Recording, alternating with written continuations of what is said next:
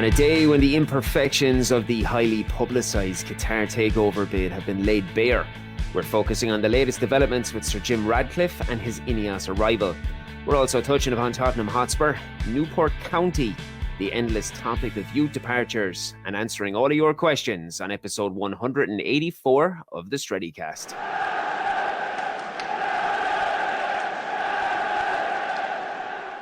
Good morning, good afternoon, and good evening, wherever you've taken the time to tune in today. We do thank you.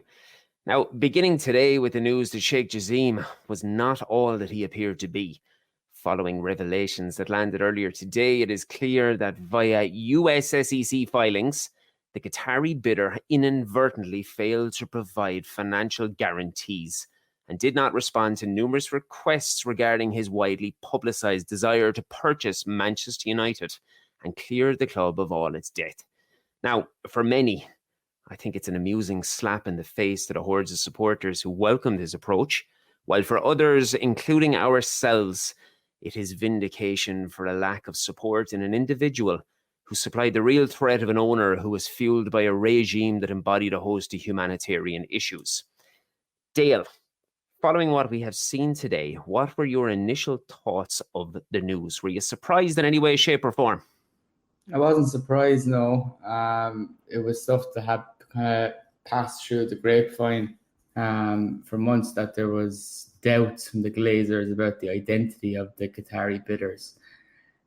This was just confirmation of that. I think what my initial thoughts were to quickly jump to Twitter and to find what the reactions were from those that kind of paraded the Qatari bid as the little PR merchants that they are.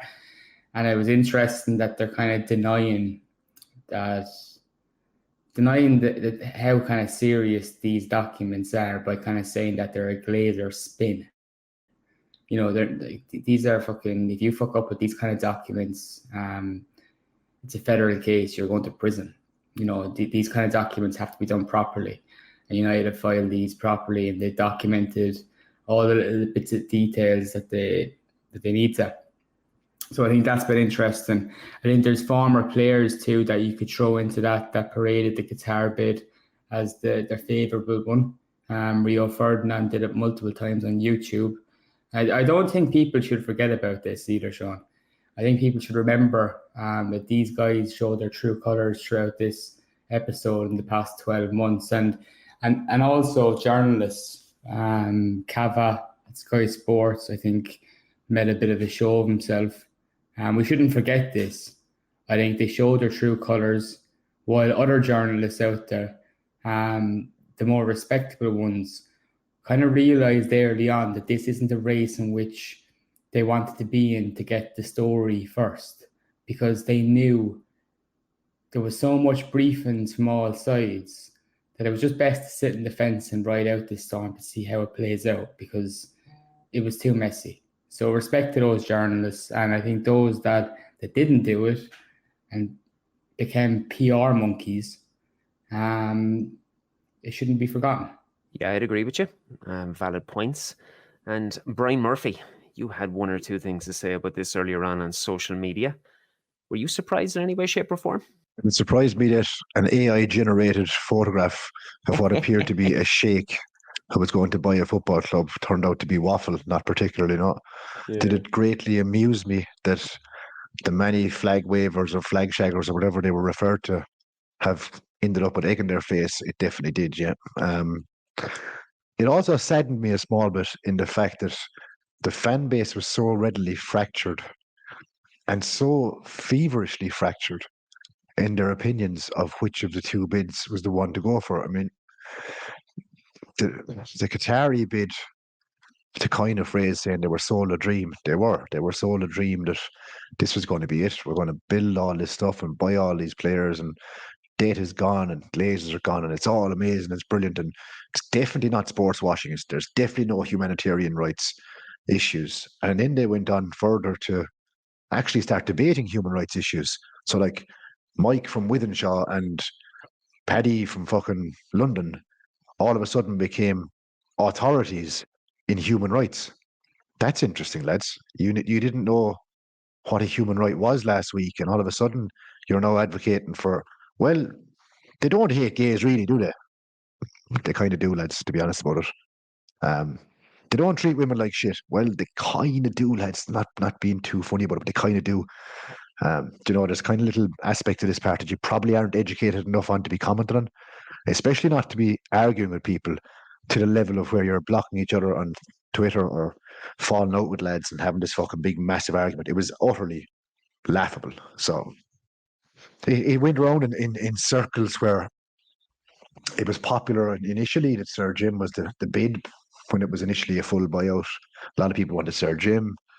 Then we saw full sale only, the buzzwords, full sale only.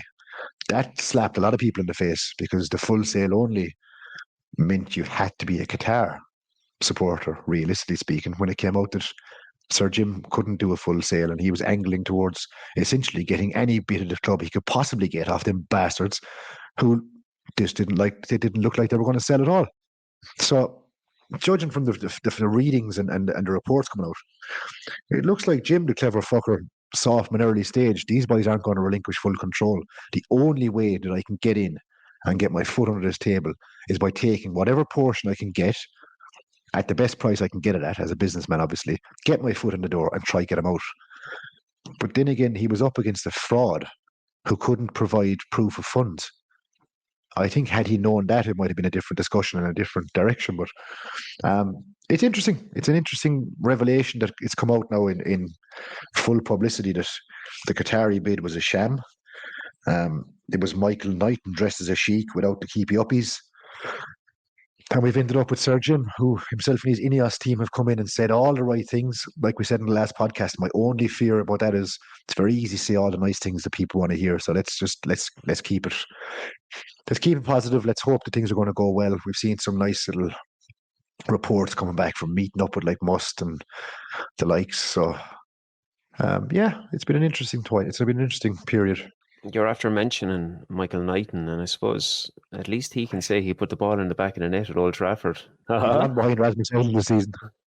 Don't you go there. Now, you're after moving on to the topic of the Ineos partial takeover into the club. So it appears as though Sir Jim Ratcliffe is doing all that he can to let the world and its uncle know that he is not the Glazers. Now, in terms of PR, sitting down with the staff, the supporters' trust, the public perception that has been rolled out, the three of us and supporters across the planet could not be asking for more of a positive beginning. It certainly looks like it's a man who is hell-bent on really reaffirming this whole actions speak louder than words. Yeah, I think he's hitting the right notes. I think it's easy to do that early on. And it's going to be a big ask to keep everyone happy. United fans have never really been happy with the ownership of the football club. I'm not just talking about the Glazers either. There was always questions about the owners. And I think that, look, starting off, he's making a big effort to speak to fan groups, which has been missing for over 18 years. You're also looking at it from a point of view that he's also in the process of waiting for his Premier League or the deal to be ratified by the Premier League, which will take 6 to 8 weeks. But in that spell, he's not just sitting there on his backside twiddling his thumbs. He's making an effort to get to know people, to get to let them air their views to him, what their concerns are. And these it's not just Must either. I see a lot of people on social media taking names at Must. There was a number of different fan groups at that meeting, and I think they're getting everyone's views on board. I think it's absolutely vital. This has been missing at United for some time. It's something we'd all want in an ideal ownership model, is to be heard, our representatives heard. And early doors, it sounds like they're very interested in working that way. And as we Drew mentioned too, in what Brian said on the previous podcast, we spoke about a guy who was coming in and making a statement about sort of veering away from a return on his investment and instead returning the club to successful times in the field and starting to build upon that trophy cabinet that we have. Now, when you speak about returning the club to the required glory days, we have to touch upon Sunday's 2-2 draw with Tottenham Hotspur. A point in what I found was a strange game. United seemed content to allow Spurs to have the ball, and our complete inability to effectively address set pieces was once again laid bare. When you assess that over 90 minutes, what were we looking at, Brian? From the get-go, we burst out of the blocks. We saw a goal after 2.5 minutes of play. And surely from there, we can look at this old adage that it's only Spurs. Instead, we almost seem content to sit back, allow a depleted Spurs midfield to have the ball. And while they didn't necessarily threaten from anything other than a set piece, it just really lamented the performance again. It took something where it felt like we could have taken 3 points off a side and really started to build the momentum, and left a lot of people shaking their head at the end with a point. What did you think of it, Brian? Frustrating game of football. I'd imagine for a neutral, it was relatively enjoyable watching because plenty of chances. It was a strange start to a game because statistically we have scored very little in the first half of a game this season at Old Trafford. I think I remember seeing a stat that we've only scored I don't know, 2 or 3 or 4 goals or something like that early on in games and that. So to score that early was, Ten Hag probably didn't expect it because he hasn't seen it all season. It might have come as much of a shock to him as it did to us. But the goal itself was also interesting. People forget that it was a miscontrolled touch by Marcus Rashford, who almost fucked the chance up, might I add. And then Mr. Hyland took the bull by the horns and absolutely rattled it into the top corner. Cracking finish, brilliant striker's finish, poacher's goal. What I expected to follow after that, you've shell-shocked a depleted Spurs side after 2 or 3 minutes. A lion smells blood at that stage, surely. And you look at it and you go, right, these boys are going to be thinking, oh, bollocks, this is after going really, really wrong, really fast. This wasn't part of the script. What are we going to do now? And you go for the jugular, and we didn't. And I've been beaten on to you guys about our lack of a style of play. And I know that we've been struggling to implement any real style of play all season due to injuries and whatnot. The style of play on Sunday, it looked like we decided to stick with it, playing counter-attack for the full 90 minutes. We had 32% possession, I think, over 90 minutes, which is pretty fucking terrible against a bad Spurs side at Old Trafford. But all roads lead to playing counter-attacking football. Now, I don't think we should have done that. I think the idea might have been right initially, expecting a tougher game than we probably would have got if we went for the jugular. I think we could have changed things a little bit earlier in that ethos and mindset and gone at them and tried to hurt them. Instead, we decided to soak up pressure, and I think we saw an advertisement for Eric Ramsey's role shortly after the game, because it's Eric Ramsey, isn't it? Is he the set piece coach? Yeah, it's Ramsey, yeah. Yeah. He must be fucking Walter Mitty, because I don't know what he's doing in the training ground. Because Jesus sweet Christ, every single corner, it was off the crossbar, it was a last-ditch header, it was a fucking monumentally bad effort at marking. You know the way you're making reference to the goal really early on and what should have been a shell-shocked, yeah? The atmosphere in the stadium on the day, unusually quelled, didn't it? Old Trafford is no stranger to people making trips that they might make once a year. I mean, you should be at the height of your anticipation. You score so early on. You would have thought that the supporters would have picked up on that and that they would have got behind the team, but it didn't really seem to come to fruition early on, did it? No, I saw quite a lot of mention about it on Twitter. Then again, I saw people also saying it wasn't as bad as people make out it was. So it's hard to tell from the television. Like, you could clearly hear Glazer's outs chants just after the goal, but it seemed to peter out pretty quickly after that. And yeah, I noticed it myself. I watched it on telly. I wasn't there. I noticed what most people have commented on. Didn't sound great. When we probably needed a push from the stands, we didn't get it. We've seen and we've discussed it before, like the likes of Fulham. I was at the Fulham away game, and I was talking, I think I mentioned this before, I was sitting down with Duncan Draslow afterwards, and we were discussing that last minute goal, Bruno, I think, and it was like the crowd sucked the ball into the net, and it was like the crowd literally screamed the team forced them into performing and forced them to go for the game and forced them to score a goal. We didn't get that, and I suppose, look, Old Trafford has its moments. you've got like TRA have done a fantastic job over the years trying to raise up the atmosphere inside the ground. It doesn't always reflect on the pitch. It doesn't always reflect well around the different areas, and it doesn't catch on. J Stand have done their own bit as well over the years always. So it was a strange one. Yeah, I would have expected more. It definitely when we conceded, that's when you'd expect to really see the fans push on and try and give them an extra burst, but it didn't come to fruition. And yeah, it might have played a part in the end result of the game, to be fair, yeah. But I mean, even with that, ultimately, we went in at halftime with a 2-1 lead. And we had a situation where Rashford hit the back of the net for the first time since, I believe, May of 2023. There's been an awful lot made of that as well, because ultimately, the man is constantly under the microscope, and his celebration left more than, let's say, unsavory thoughts and comments being passed around on social media. What did you take about it? Was it being blown out of proportion, or did he use that opportunity in that moment to maybe express a bit of frustration on his own part? I think it's just a sign of someone being stroppy, and he has track record for it.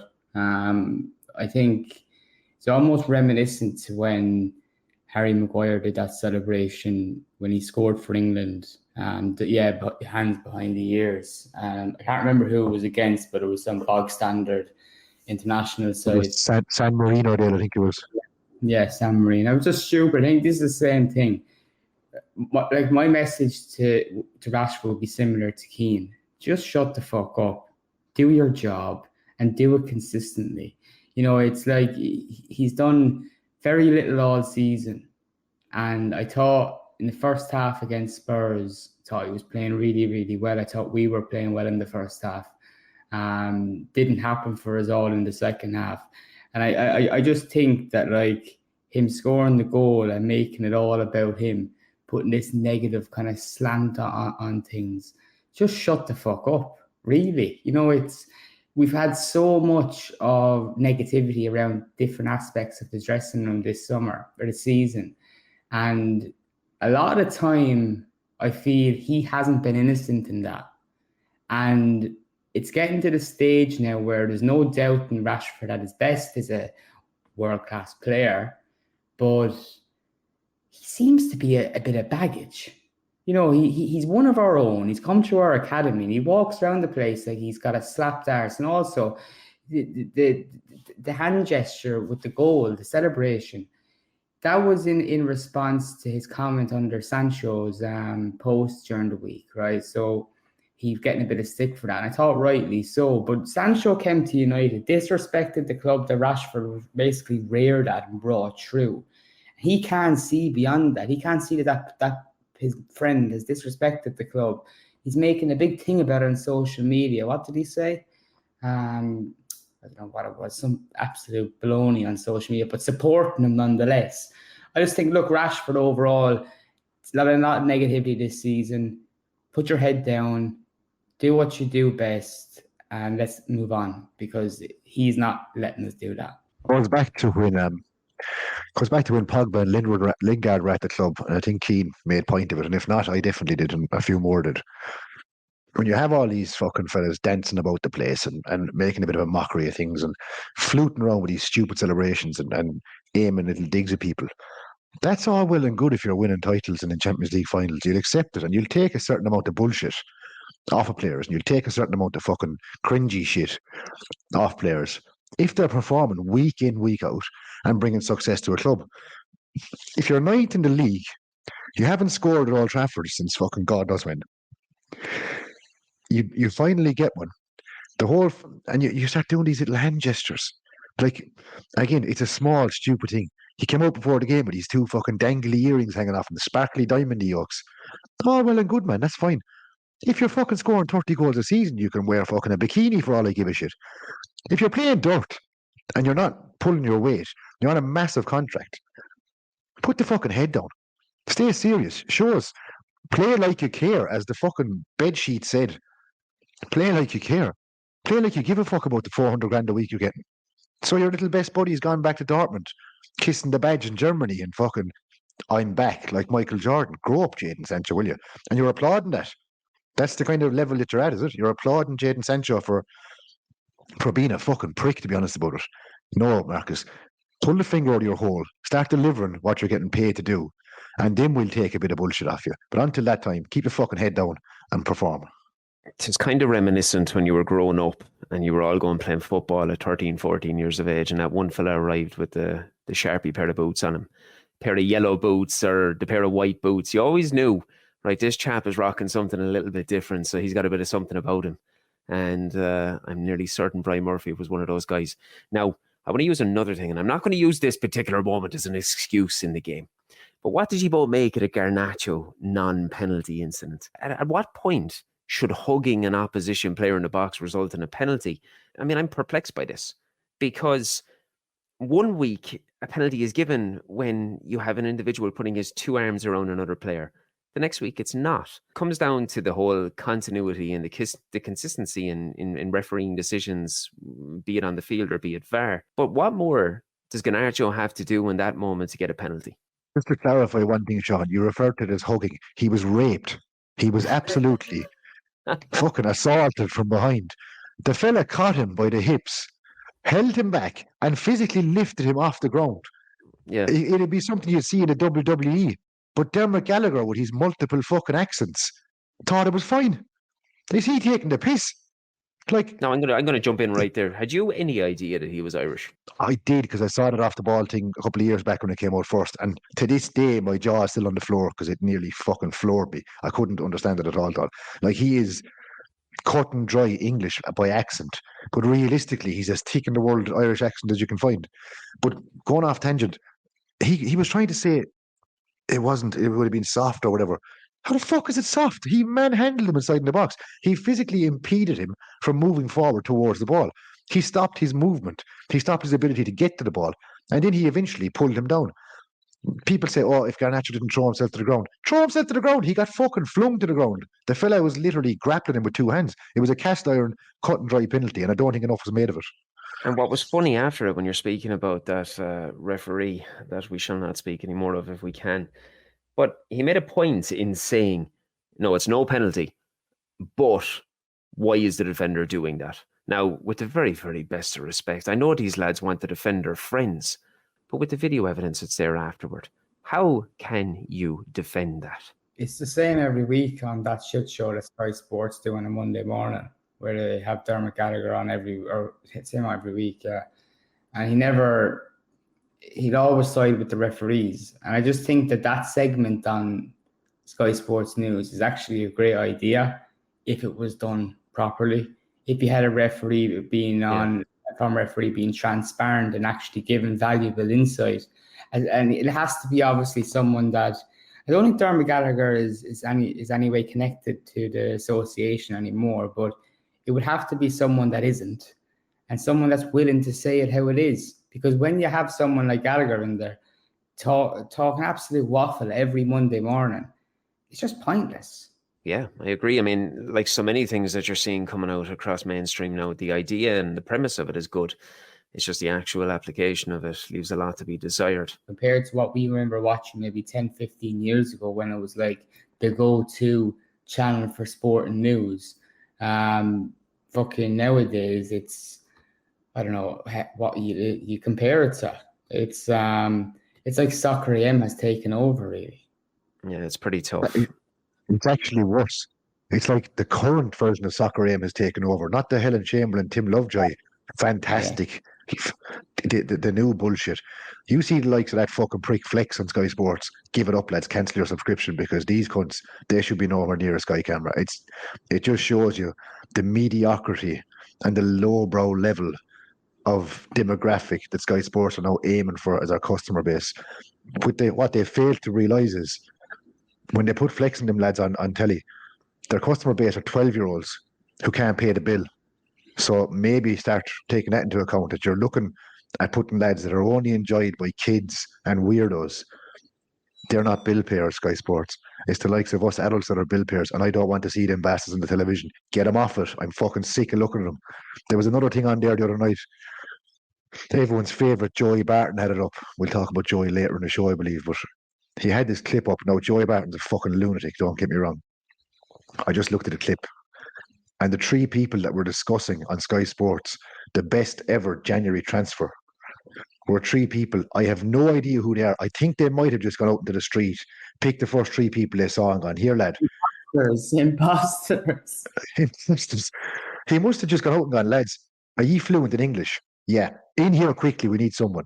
And they picked fucking your man right back for Chelsea. What was he? Ibrahimovic, or whatever his name was. The other cunt picked Virgil van Dijk, and I actually had to turn it off because I didn't get as far as the third one. But none of them picked Nemanja Vidic, maybe, or the likes of Patrice them. Evra. No? Patrice Evra. No, they wouldn't be in the conversation. No. Ivanovic for Chelsea, a fucking animal of a right back who had a good 1 or 2 good seasons, and then went around booting lads. Like, this fella must have been literally outside smoking fucking heroin or something, and they pulled him out of a homeless shelter onto the television. Grow up, Sky Sports, for Christ's sake. Not even to forget about Bruno Fernandes. You know, he's another January acquisition. But sticking to what actually happened on the field, and right at the end in the depth, fan favourite within Stretty cast, Scott McTominay, was blessed with an opportunity to steal 3 points, and it was squandered. I mean, I'm sure he went home and probably banged his head off the wall for a good half an hour. Didn't it just typify the performance on the day? I mean, any other day he hits the back of the net there, surely. As the founding member of the Scott McTominay Appreciation Society, I would like... Fuck off. I'd like to go on record as saying the ball was shite. It was too high for him. It was ridiculous. He needed a fucking stepladder to get to that. And if you refer to his amazing podcast with Mr. Humphreys in the high performance thing, which everyone is slagging off, I haven't actually watched it yet, but being Scott, it'll be brilliant. I'd like to stop any slander against Scott McTominay in this podcast, or I will immediately resign in a huff. It was a shitballing. Okay, we'll make sure that we put messages on the postcard to Mr. Garnacho and let him know about that. But a huge positive on the day, going to be shared across the entire fan base, was the return of Lisandro Martinez in what was about the loudest moment of the game as well. When we spoke about atmosphere earlier on, his presence was immediately felt. A combination of physicality, little bit of shithousery that he has, and composure on the ball, coupled with a range of splitting passes to the forward line that we have been missing so much. How big will our Argentinian cult hero be in the run-in, Dale? Just how big is he to this team, and how much is his return going to be felt? Can be absolutely huge if he comes with the form that he had last season and not the form that he had at the start of this season, which we have every reason to believe now that he was still nursing that injury, which reoccurred again and had him out for most of the campaign. So I hope it's Leach at his best. Just to touch on the atmosphere, which we've already kind of spoke about, which was awful and flat on the day and never really picked up, although there was efforts made in TRA throughout the game, but it just didn't really carry throughout the ground. But when Leach came on, that was probably the one moment in which the stadium did really lift.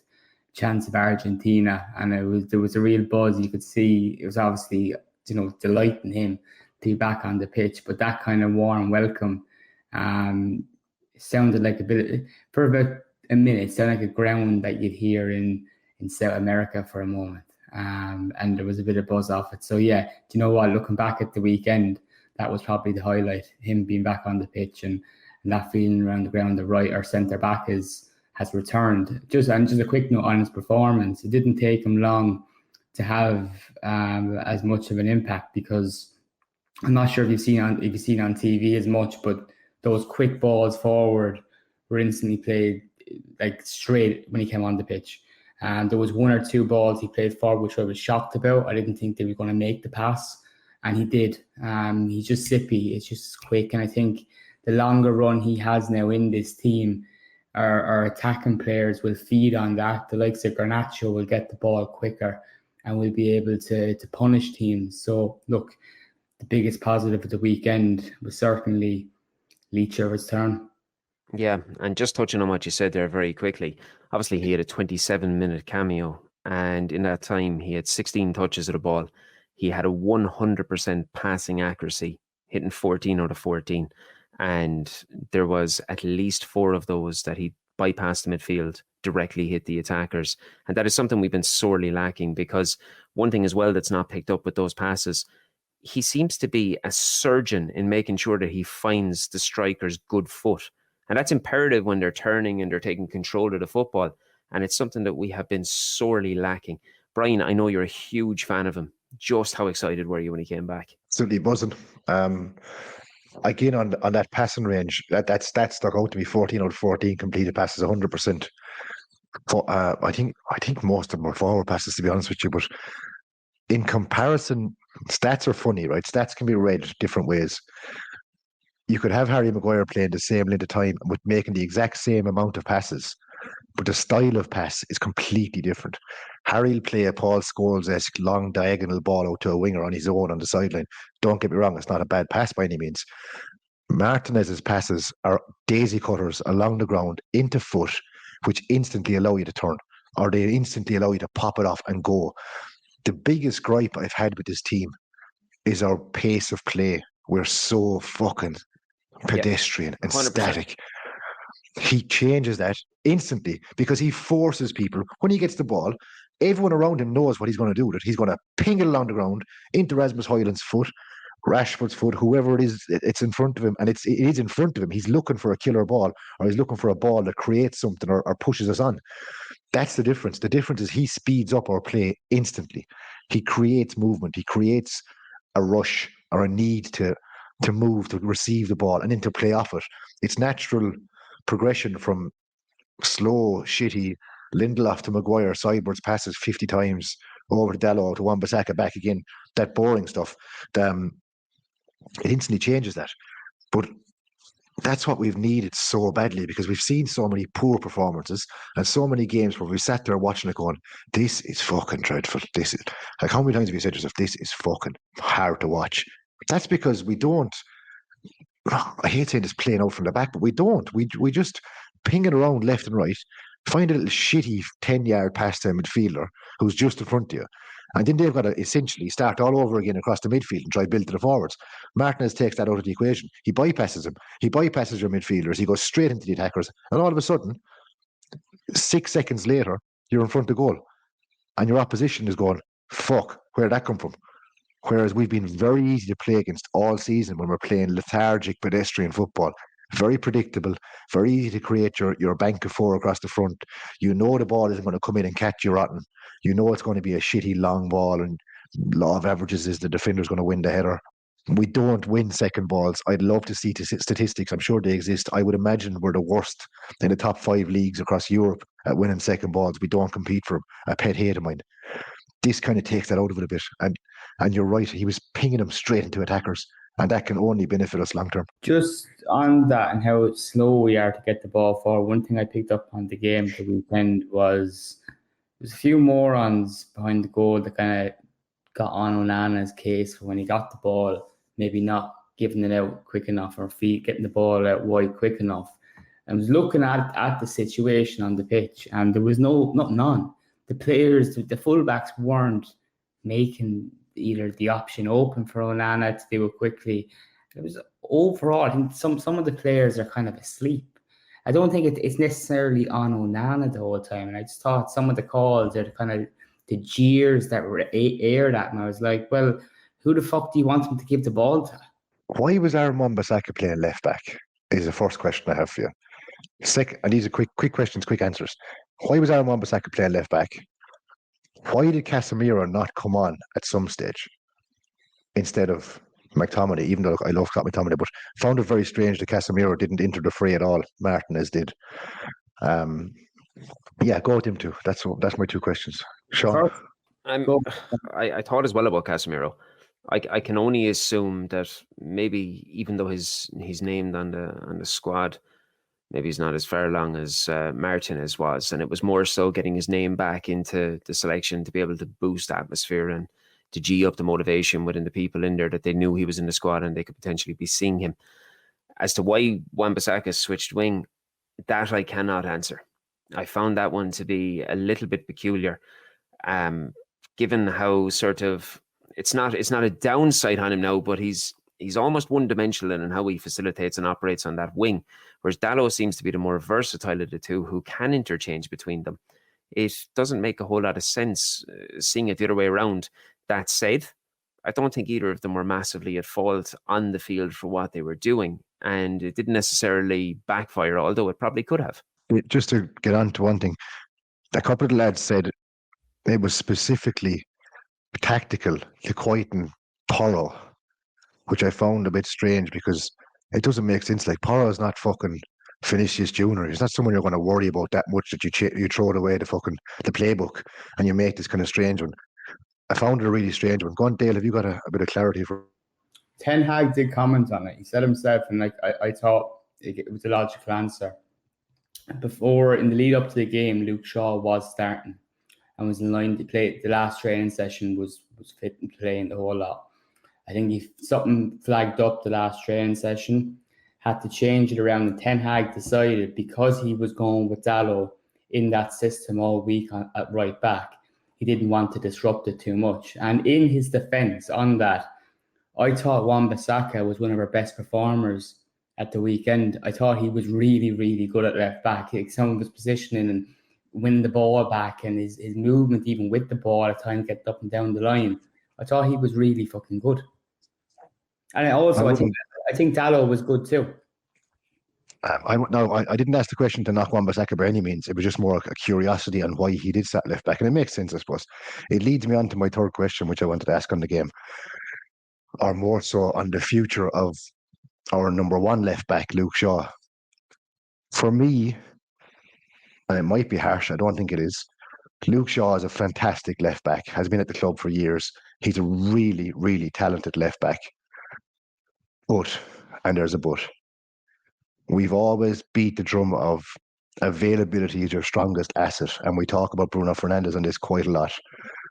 It's coming to the stage for me with Luke Shaw that I think we have to have a discussion on the fact that he is not our number one left back going forward long term. Unfortunately, you can't depend on him. I'd love if he could, because when he's in the side, we're a better team. He works well down at left wing. He definitely makes Rashford play a bit better because they seem to link up quite well and he overlaps very well.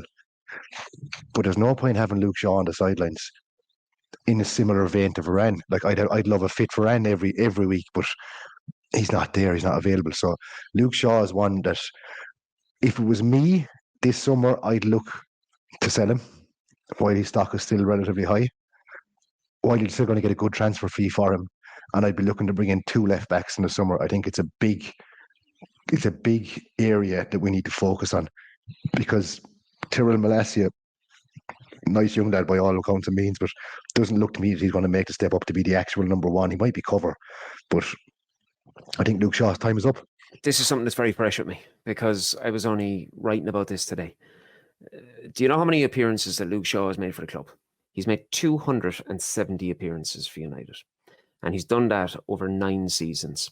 Now, it's very easy to look at this season and to say the guy is injury-riddled. He's falling into that categorization with Raphael Varane. A lot of that, I think, stems from a legacy kind of portrayal after the leg break. And you're looking back in 2016 to 2018 when he made 19, 20 appearances in each season. If you're looking at this pragmatically and you're looking at the player, look at him last season, okay? Last season, he made 47 appearances in all competitions. That's huge. He made 47 appearances 2 seasons before that as well. He made 30 the season before last. Now, this season, he's been very, very unfortunate with injury. It looks terrible because he missed, we'll say, a portion toward the end of last season, which carried over to this season, tried to play, made the injury worse, has come back and has spent such a prolonged period on the sidelines. It's been massively, massively unfortunate. If it's a situation that the injury continues to prolong his period on the sideline for the rest of this season, and you end up with him coming under 20 appearances in this season at the age of 28 years of age, then I think that's something you do have to look forward to. Off the premise that he has featured 47 times across all competitions, twice in the last 3 seasons, I haven't lost hope on him just yet. But I think the next return to the first team is massively, massively critical for his future at the club. Now, I'm not looking at that with red-tinted glasses or in any sort of favoritism towards Luke Shaw. I'm trying to be pragmatic with it. I could be incorrect, but that's what I'm talking about. Yeah, I think I'd agree with Brian, but I think you're right about his return being crucial this time around to the first team. Although, what I would say is we have to box smart in a sense that we're talking about Ineos and how they're going to restructure the club and getting players off the wage books. They're on earning high money to restructure the wage structure. In doing that, you look at Luke Shaw and you look at his market value.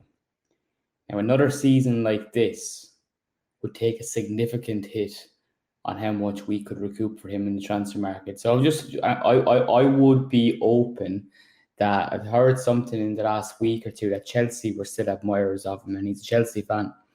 Now, if a club like Chelsea were to come in for Shaw and to make a good offer, I'd say fair enough and take the money this summer. I would, but it would have to be a good offer. Like Sean said, he comes back into the team after a slight knock and stays fit for the remainder of the season and show the form he did last season, where I thought he was arguably the best left back in the world.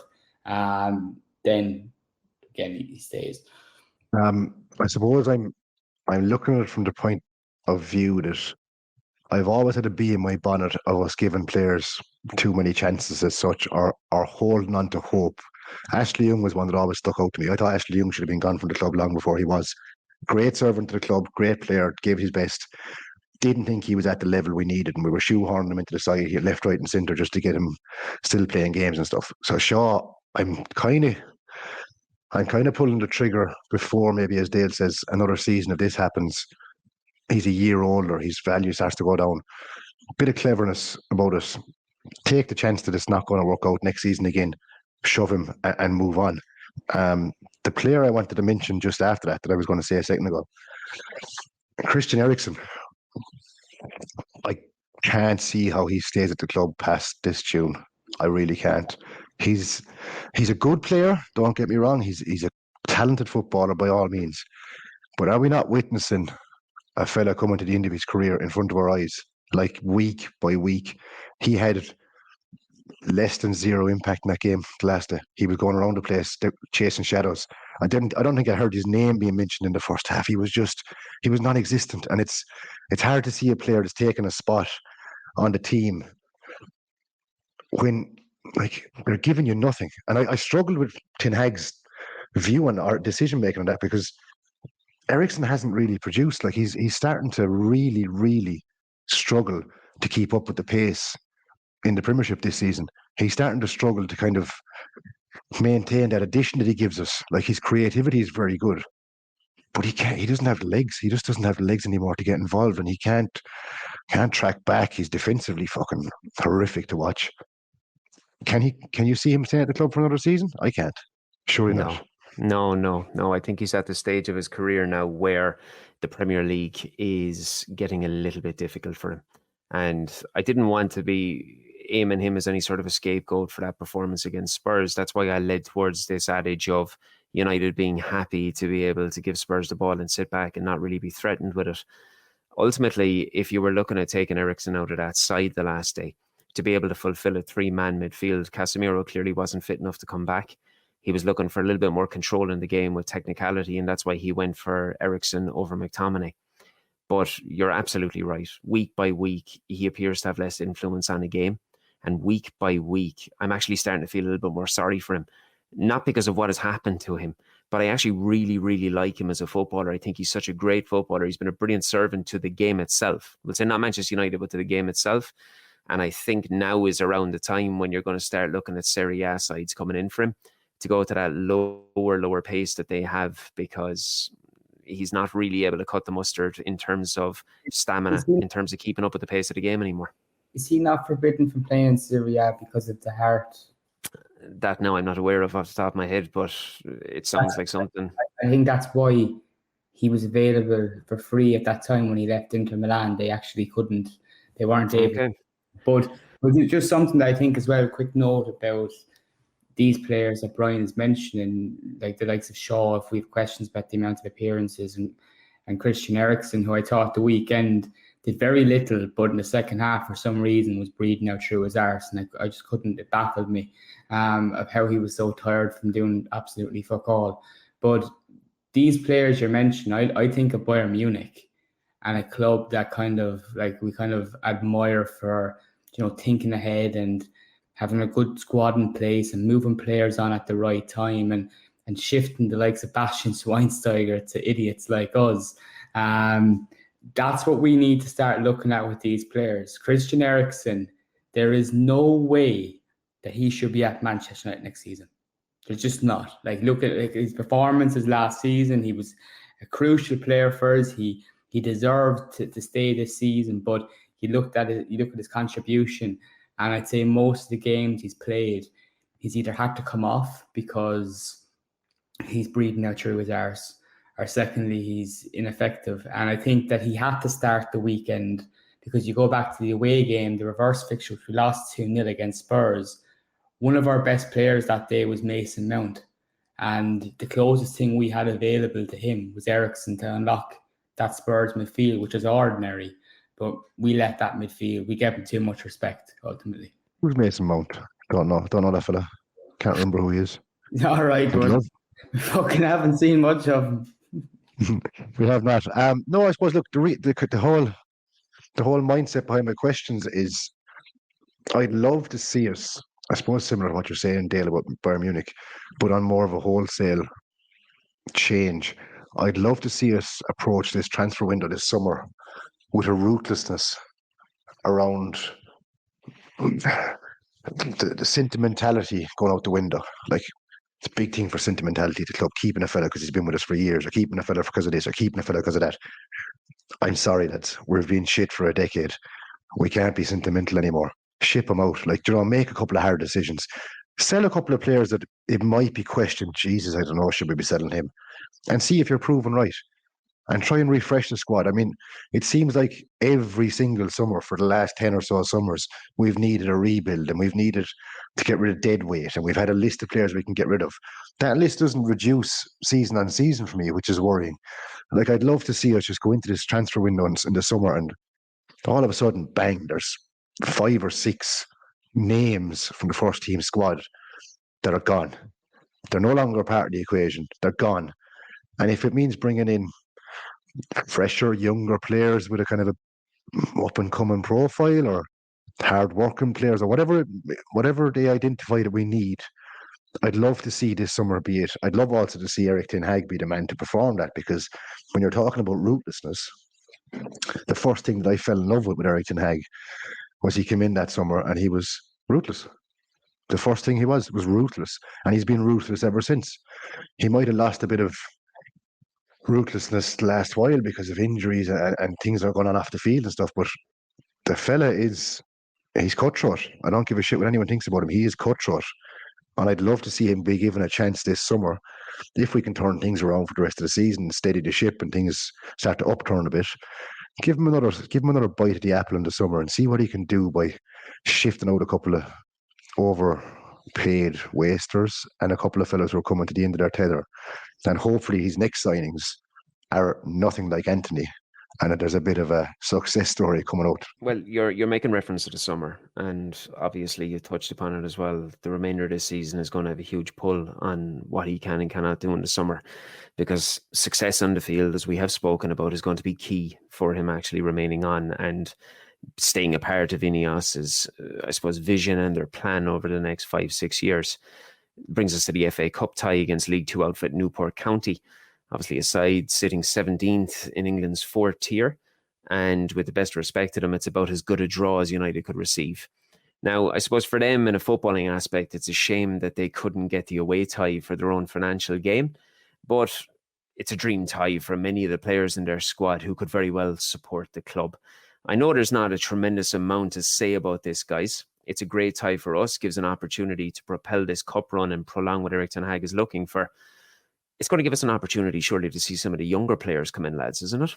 No. You don't think so? You still think that going up against 17th place in League 2, you're going to have a manager who's not going to have the capacity to be able to introduce a few young players into the squad? I was in Wigan. Sorry, Dale. I was in Wigan at the Wigan game. Wigan are shit. Have no qualms about it. They're shit. And we were shit. We were fucking woefully bad. And I know we're playing against a much lower opposition again. Ten Hag does not rotate. He just doesn't have it in him. It's not in his dictionary.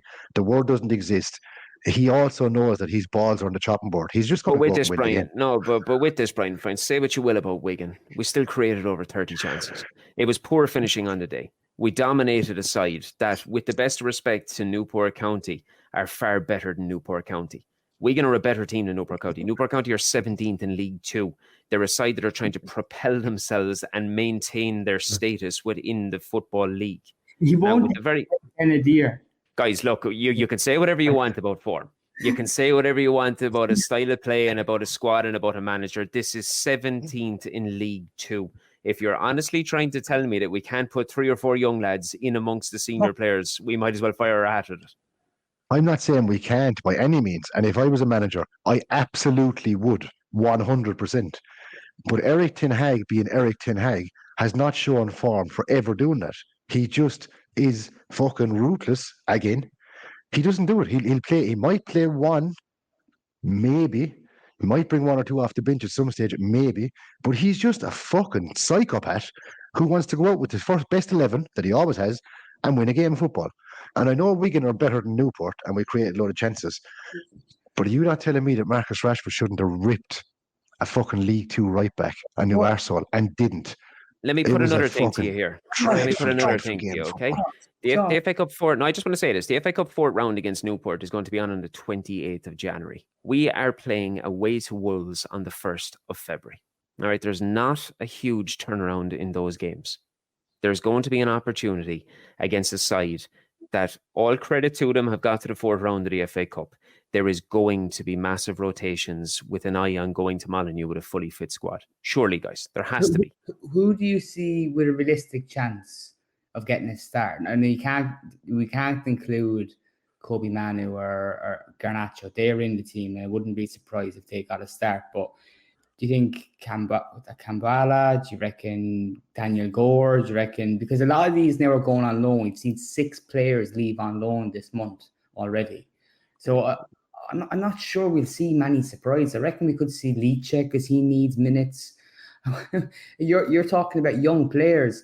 I think it's a better chance we'll see Johnny Evans. I think you've mentioned one of them, Willie Kambala. I would be very surprised if he doesn't get a start. Dan Gore very well could. Omari Forsan is going to be in that squad. Shola Shoretire could very well get a shout in there as well. But I mean, start, and he needs to start too.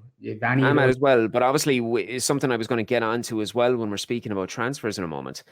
There's speculation obviously breaking today that Middlesbrough are hot on him. Now his Instagram activity with regards to Sunderland and all that could very well have negated that. But look, it's very well that you could see a strong side go out to get a couple of goals ideally and put some of the chances away that we didn't put away against Wigan.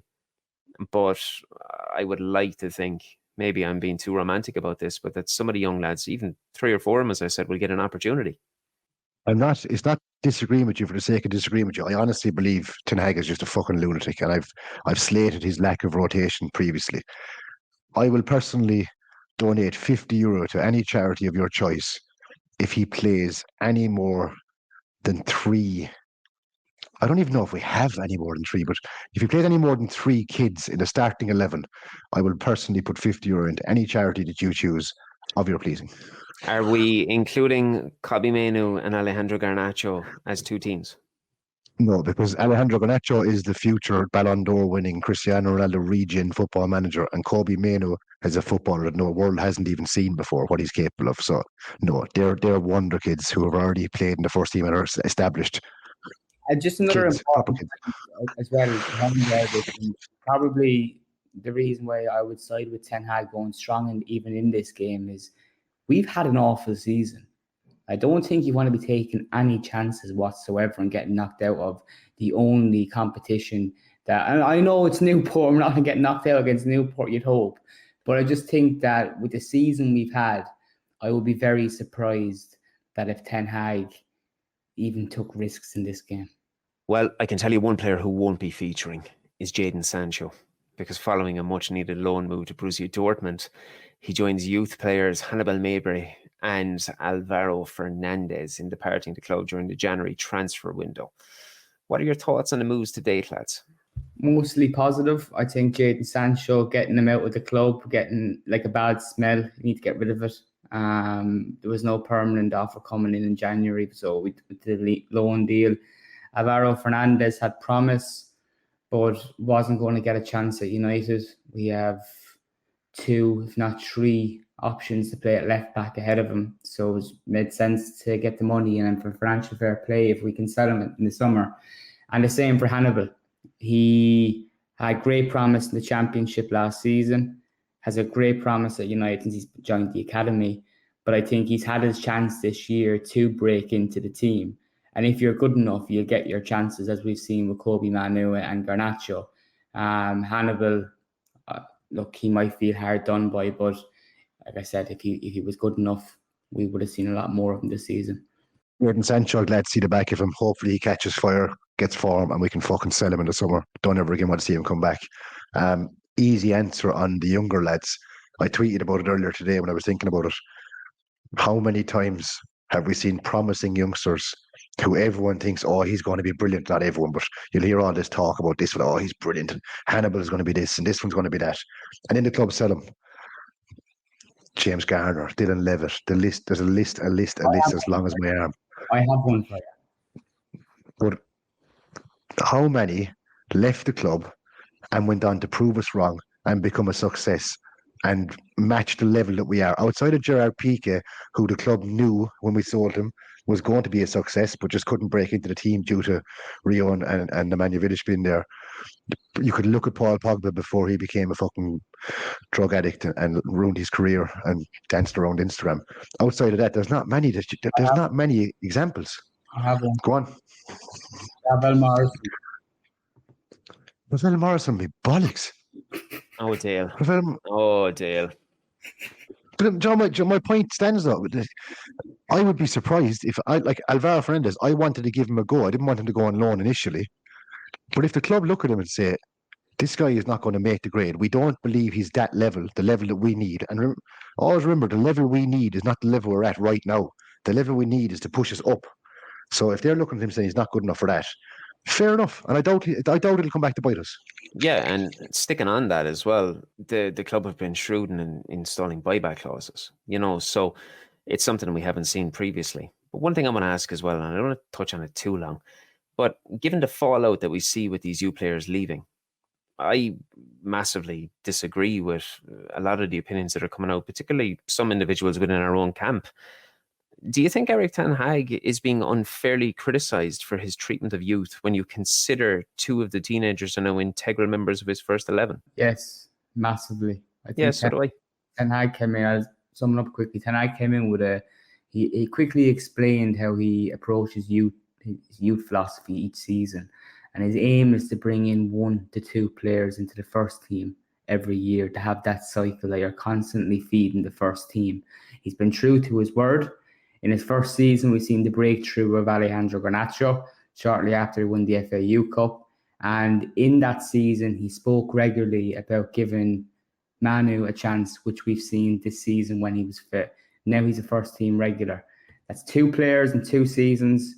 I think anyone criticising the manager about you bringing players through is talking through their cake hole. You have to be realistic too. I mean, academies, we're again, it goes back to standards and levels. We're Manchester United. To make it at Manchester United is extremely fucking difficult. To go through an academy, and no matter how good you are, you have to be that good to become part of the first team squad at Manchester United. And even at that, you might not flourish and you might not become a mainstay in the team, but even to get to that level, you have to be fucking damn talented. So for a club to produce Garnacho one season, Manu, look, we've only seen a bit of Manu yet, but he looks fucking talented. He looks gifted. If we can get a player a season from the academy, that's a great return for me. I don't care. And you're still producing players that you can make money off and sell to other clubs and bring income in. I have no problem with it whatsoever. And I think, as Dale said, if Ten Hag's plan is to implement or introduce 1 academy player per season going forward, and he does stay with us long term, another 5 years' time, we've just brought 7 of our own players into the first team. That's a lot of players that you've created, that you've brought yourself, that you haven't had to go out and buy and spend 50, 40, 60, 80 million on. It's how can you slag someone off for it? It doesn't make sense. No, it makes no sense. And any of our Irish listeners will understand the mythology of Brian Cody and how getting 1 and 2 young players into a squad year on year will ultimately benefit you in the long term. Now, finally, we're at that point of the show and we're once again inundated with listeners' questions. Firstly, thank you all, one and all. And naturally, we can't get to every one of them, but I want to encourage you to continue sending them through, and we will always do our best to just catch up on whatever we can, either here or directly. We're going to kick off this week with Jerry Kelleher on Facebook, and I feel it's fitting based on what we've just spoken about. He says he loves the gaffer, and at the start of his tenure, everyone agreed that this would take time, and we needed to stick with him regardless of where we finish. He's asking as a group if we still feel the same now, and is asking that hypothetically, if we finish 7th or 8th this season, he thinks he deserves another summer window, but ultimately Ineos will decide. I think I can probably answer for the three of us, but I'm going to ask you. We're all on Team Ten Hag and giving him the opportunity to stay on board, guys, aren't we? Yes. Yeah. Literally just said it a few minutes ago. Yeah, 100% want to see him get another summer, and I'd like to see him turn things around this summer or this season. If results reflect that by the end of the season, I can't see why he wouldn't. And I think long term he could be like people. Oh, Jesus, Jose Mourinho got sacked by Roma. He's 45th sacking in the last fucking 10 years, and people were crying out, "Oh, bring him back to the club." Fuck off! It was toxic. But bring him back. Is this going to be the same thing in 5 years' time when Eric Ten Hag goes to some other club and does well there and then loses his job or leaves? Oh, we should bring him back. Like, you can't just always want to bring some cunt back. Like, stick with someone. And why not stick with this fella? It's part of your plot to get rid of Luke Shaw's to get Jose Mourinho back to the club. Well, look, you drew in on something there a few minutes ago when you were speaking, Brian, about the club maybe adopting a ruthless formation in the summer and getting footballers and getting rid of them, because ultimately we have this ragtag group of players that have been assembled across the board. And ultimately, when you're bringing in a new manager every 2 years, they're going to sign their own footballers. Every manager that you bring in thereafter is dealing with players from the previous manager. And ultimately, you're going to get to a point after about 6 or 8 years where you have a manager dealing with the players that have been inherited from 3 or 4 previous managers. So, yes, Jerry, we are all very much on board with supporting the manager, and provided results actually can pick back up when he's got his first team players back and available, hopefully we'll get that opportunity in the summer. I'm going to move on to the next question now from Porvalder Christian Pjorgersen on Facebook. I hope I pronounced that properly. I think I did. He's asking, what do you think of Rashford? Every time he gets the ball, he tries to run through one or more defenders. Can't he do anything else? Every defender in the league knows what he's going to do. Similar to that with Anthony. Dale, what do you think? I think Rashford is in a bit of a problem, which I explained at the moment, or a few moments ago on the podcast. I'm not sure what his big issue is. I don't see if there's a light at the end of the tunnel. He recently got his new contract, started his season, and he turned up for the first game against Wolves like a slapped arse. And it's been much of the same throughout the season. So I don't know what the story is. I don't know, is it an issue with the manager and Rashford? Whatever it is, I hope it's solved. But if it's a matter of him being the issue, I hope it's addressed quickly. We'd sell him this summer, and it's a big statement. But I said a while ago, I'd like to see the club ruthless in their decision making. And I honestly think selling someone like Marcus Rashford would send a message that would reverberate through the club. Keep your fucking socks pulled up. Don't get the big contract and sit back and think you can kind it. You still need to perform, and you haven't performed all season. You have an attitude that's stinking. Like at the start of the season, he was taking pelters, and I was defending him based off of last season. I was defending him strongly, saying this guy has fucking played out of his skin last season. Everyone was doing the fucking finger to the head celebration. It was going around the world on social media. He was absolutely fantastic.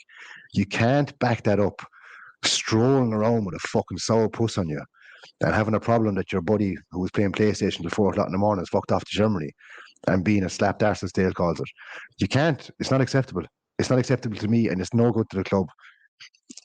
Like, genuinely, if this is what happens for the rest of the season, if he doesn't turn around, put a smile on his face and start banging in a few goals and giving us energy, passion, desire, effort, if he continues this trajectory, I'd sell him. I'd cash in the summer. If someone's willing to come in and take him and give us enough for him, let him off. Let him off. Plenty more players there.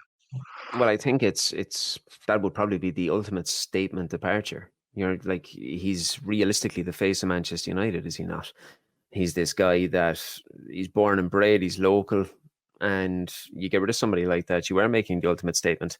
If we were speaking about this last summer, when he's come off the season that he's had, you're talking about a world record transfer fee to get him out the door. In the current situation, when we have a guy who is clearly so low on confidence, not finding the back of the net, is it realistic to be able to try to command that sort of a transfer fee? Yeah, I think you still would this summer. I think if you had PSG interested, them losing Mbappe, I think you would definitely still get a massive fee. But I think that's where it's fine margins. If you don't do it this summer and you wait a year, and Rashford again shows up next season and has a year like this, then what you're saying, yeah, his value will be absolutely hit. So it's a similar vein to what you said about Luke Shaw a minute ago. You're taking the punt on, if we have another season like this, his value drops. Do you wait for that to happen with Rashford, or do you pull the trigger, send a message to the entire squad for the first time, send a fucking proper message and just go, this is it, lads. We're cutting our fucking cloth here with the rest of the squad. If you're not going to perform, we don't give a shit who you are, the face of Man United or not, off you pop. Simple as that. So I'd be of the belief that this is all a big if the rest of the season continues the way this season has gone so far, if he turns it around, cheers up a bit and starts performing, by all means keep him, because on his day he's absolutely brilliant, but we need to see that day. So much that you see about Jim Ratcliffe and Ineos coming in is this stance of building back the Britishness and the Englishness inside the club, isn't it? Would be very, very against the grain of what we're reading if he was to depart. But another man who would kind of come into the sort of void of that is touched upon in the next question. Keen Franey on Twitter has asked a very straightforward question. Karim Benzema on a 6-month loan, yes or no, to the whole panel. Brian, would you take a Karim the Dream, the French machine, at Old Trafford for 6 months? Yes, simply because I was adamant at the start of the season and adamant in the summer.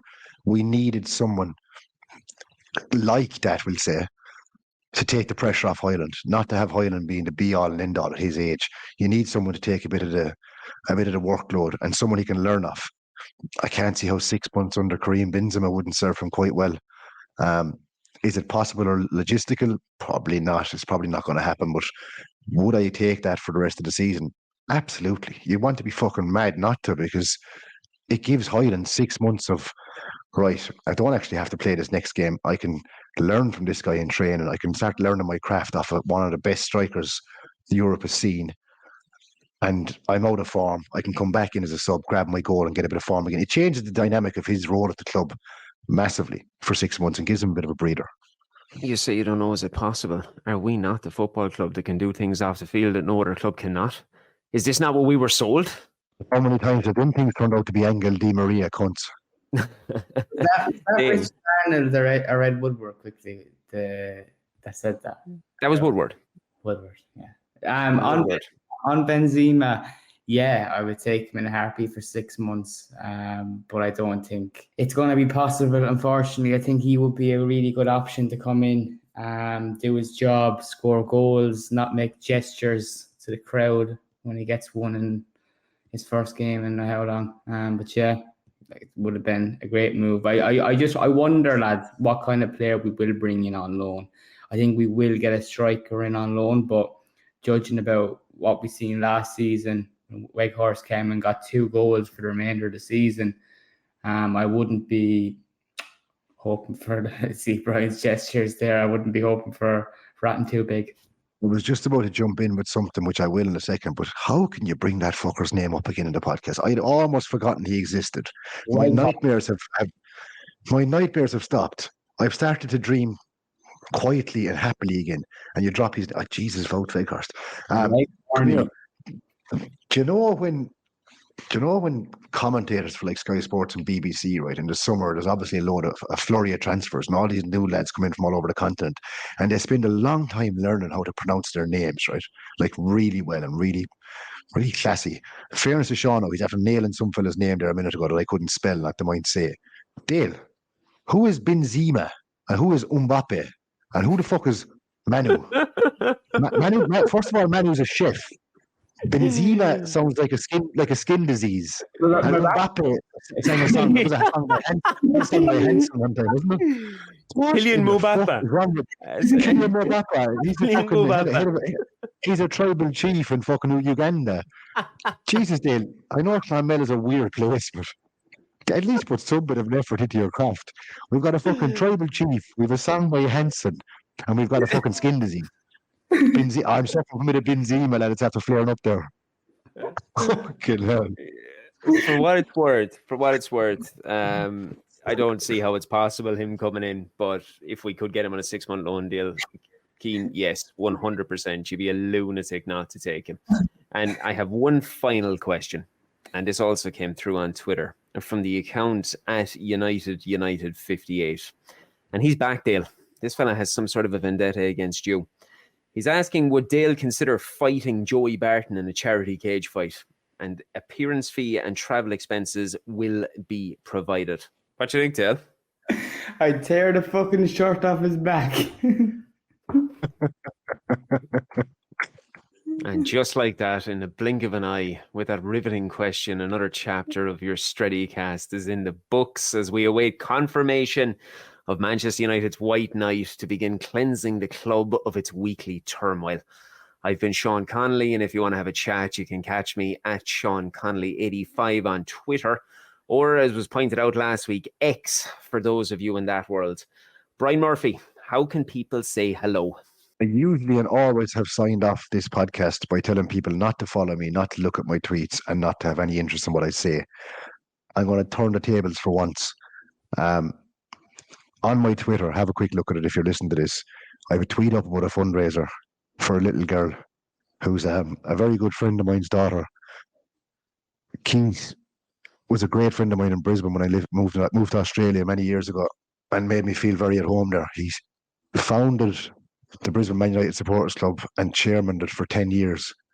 He's as good a raid as you're going to find anywhere in the world, and his little girl was unfortunately diagnosed with a cancerous brain tumour, and she's had surgery and things aren't going too great, and they need a bit of a shoulder to the wheel. So if you do want to follow my tweets, go on to Day Trip and Red, find that fundraiser, and if you have the price of a coffee, fire it on, and if you don't, give it a retweet and give it a bit of publicity. I'd really appreciate that. Thank you. Yeah, and fair play to you, man. It's a fantastic cause. It's absolutely awful by every imagination what that family is going through, but we're working very hard since we've been given the news on that, and we're trying to get the message far and wide. So touching on what Brian said, it is a tremendous cause, and ideally we can all get involved in it. And Manchester United is a global family, and this is one of our family members who's suffering. So if we can all get on board and help him out, it will be massively felt.